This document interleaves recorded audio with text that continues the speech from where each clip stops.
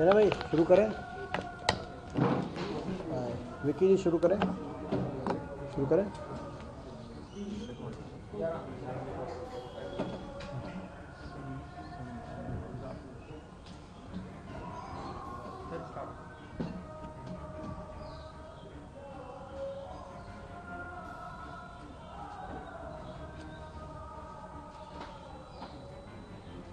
सर्वप्रथम जो एक बार दोबारा से स्टार्ट करें। संविधान दिवस के अवसर पे सबसे पहले आज हम सब देशवासी संकल्प ले रहे हैं दोबारा से कि देश का संविधान मजबूत रहे, हमारे देश की प्रजातंत्र और संविधान एक आदर्श और मूल्य बरकरार रहें। आज का संविधान दिवस का देश के लोकतंत्र के लिए एक पावन दिवस का ये अवसर है।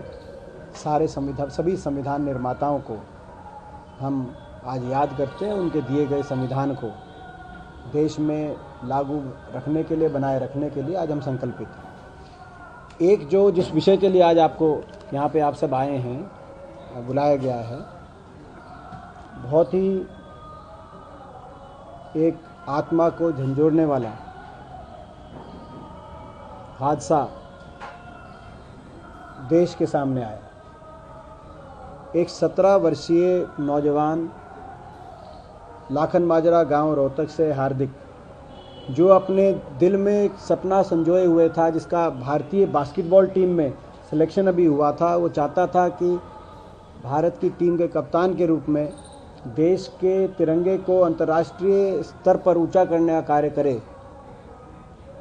ताकि देश का जनगण मन राष्ट्रीय गान पूरी दुनिया के कानों में गूंजे। ऐसा नौजवान एक दर्दनाक हादसे का शिकार हुआ। लेकिन ये दर्दनाक हादसा पूरी तरीके से सरकार और सिस्टम की वजह से हुआ है। ये जो हादसा हुआ है, ये केवल खेल और खिलाड़ियों और खेल इंफ्रास्ट्रक्चर के प्रति मौजूदा सरकार की लापरवाही का ही सबूत नहीं है, मगर बेरुखी और लापरवाही, कहीं ना कहीं इस स्तर की बेरुखी और लापरवाही ये अपराध से कम नहीं है। सरकार द्वारा हमने अपना एक भाई खोया। आज पूरा देश ये सवाल पूछ रहा है। पिछले 11 साल से जब से सरकार आई, एक भी कोई खेल स्टेडियम, हमारे समय 481 खेल स्टेडियम बने थे हरियाणा में, ग्रामीण स्तर पर, ब्लॉक लेवल पर, और खेल इंफ्रास्ट्रक्चर क्रिएट हुआ था और जिले हेडक्वार्टर पे भी बहुत बड़े बड़े स्टेडियम बनाए गए थे। 11 साल से उन खेल स्टेडियम की इतनी बेकदरी, क्योंकि ऐसा लगता है इस सरकार को ये देख के खुशी नहीं कि हरियाणा के नौजवान खेलों में आगे बढ़ें। 11 साल से उन खेल स्टेडियम की ऐसी बेकदरी हो रही है। आज किसी भी आप ग्रामीण खेल स्टेडियम में देखें, और ये सबूत है जाता खुद तो सरकार की बेरुखी इतनी कि उन खेल स्टेडियम का रखरखाव भी, नया खेल स्टेडियम नहीं बनाया कभी 11 साल में, मगर उन जो खेल स्टेडियम है उनका भी देख रखरखाव के लिए बजट नहीं दिया गया। आपने देखा अभी भारत सरकार का भी जो बजट आया 3,500 करोड़ का खेल का, उसमें गुजरात को 601 करोड़ मिला और हरियाणा को केवल 80 करोड़ मिला, जो देश में सबसे कम था। यानी कि जो प्रदेश सबसे ज़्यादा मेडल लेके आते हैं खिलाड़ी, वहाँ हरियाणा सरकार भी बजट ना दे, केंद्र सरकार भी बजट ना दे, और ये सारे खेल स्टेडियम हमारी सरकार के दौरान, कांग्रेस की सरकार के दौरान बनाए गए थे। ये खुद तो कुछ लगाया नहीं, और यहाँ तक कि सांसद कोटे से 2023 में मैंने यहाँ पर खिलाड़ियों की बात देखते हुए, और मैंने सांसद कोटे से जो ग्रांट दी वो भी इन्होंने 2023 से अब तक 3 साल हो गए, मगर वो ग्रांट भी सरकार ने और प्रशासन ने लगाई नहीं। और वो मेरी सारी ग्रांट ये यूं ही फाइलों में अटका के और डिले करते हैं, लेकिन मेरे को निशाने पे रखने के चक्कर में, क्योंकि ये जनता का पैसा है। 2023 में 7 नवंबर को 2023 सरकार ने इसमें 12,30,000 का एस्टिमेट बनाया।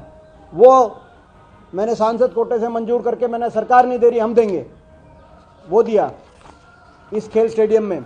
और उसके बाद इन्होंने दोबारा कहा प्रशासन ने कि इसमें सरकार ने कि और बजट इसमें की आवश्यकता है। और जब और बजट की आवश्यकता आई तो इस साल में जून महीने में और इसके एडिशनल 6,20,000 और मांगे, तो 6 लाख सरकार ने मांगे। सरकार नहीं लगा रही, ये एमपी कोटा है। 6,20,000 और इसमें एडिशनल, यानी कि कुल मिलाकर 18.5 लाख मैं एमपी कोटे से 3 साल से 2 बार सैंक्शन करा। जून में दूसरे ये जो 6,20,000 सैंक्शन हुए, लेकिन वो भी नहीं लगवा रहे प्रशासन। और ये मेरे जितने एमपी कोटे हैं, मैं कहीं घोषणा करता हूं, केवल चयनित कर करके सरकार और प्रशासन उनके काम को धीमी गति से कराने का काम करती है, फाइलों में उलझाने का काम करती है। सबूत है, खुद किया नहीं। एक स्टेडियम का रखरखाव नहीं हुआ हरियाणा में 11 साल से, एक स्टेडियम का। आज ये स्थिति आ गई है। जो खेल इंफ्रास्ट्रक्चर कांग्रेस की सरकार में हरियाणा के अंदर बनाया गया था, 481 खेल स्टेडियम बने थे। मैं उस बात को रिपीट कर रहा हूं क्योंकि दर्द इतना है दिल के अंदर। 481 स्टेडियम बने थे, लेकिन आज चाहे वो जिला हेडक्वार्टर का स्टेडियम हो, चाहे ग्रामीण स्तर का स्टेडियम हो, 11 साल से कहीं रखरखाव नहीं। इतनी बेकदरी खेल इंफ्रास्ट्रक्चर की, खिलाड़ियों की, खेल नीति इस सरकार ने रोक दी। पदक लाओ पद पाओ की नीति रोक दी।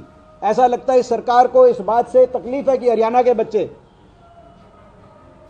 खेल की तरफ जो प्रोत्साहन दिया गया था, वो खेल की तरफ हरियाणा के बच्चे जाएं, तो इस सरकार को उस बात से भी कहीं ना कहीं तकलीफ है। आज ये दिखाई दे रहा है, मैंने जैसे कहा कि पूरी तरीके से सरकार की लापरवाही और बेरुखी की वजह से हमने अपने देश का एक हीरा भाई खोया है। जिम्मेदारी सरकार की है, और ये इतनी बड़ी बेरुखी सरकार की और इतनी बड़ी लापरवाही, कहीं ना कहीं ये बेरुखी और लापरवाही नहीं, इसको अपराध की श्रेणी में इस बेरुखी, इस लापरवाही को आप देख सकते हैं। खुद सरकार कुछ करे नहीं, और हम अगर विपक्ष में होते हुए बतौर सांसद कोटा भी दें तो उसको लगाया ना जाए। 3-3, 4-4 साल तक फाइलों में घुमाया जाए। इससे ज़्यादा मैं समझता हूँ इस देश के लिए, और देश की नेशनल बास्केटबॉल टीम में बच्चा सेलेक्ट हुआ, ये देश के लिए मेडल लाता, कोई हमारे लिए नहीं लाता, देश के लिए। हर देशवासी को सोचना चाहिए कि आज ये इसके पीछे कौन जिम्मेदार है। बड़े दुख की बात है।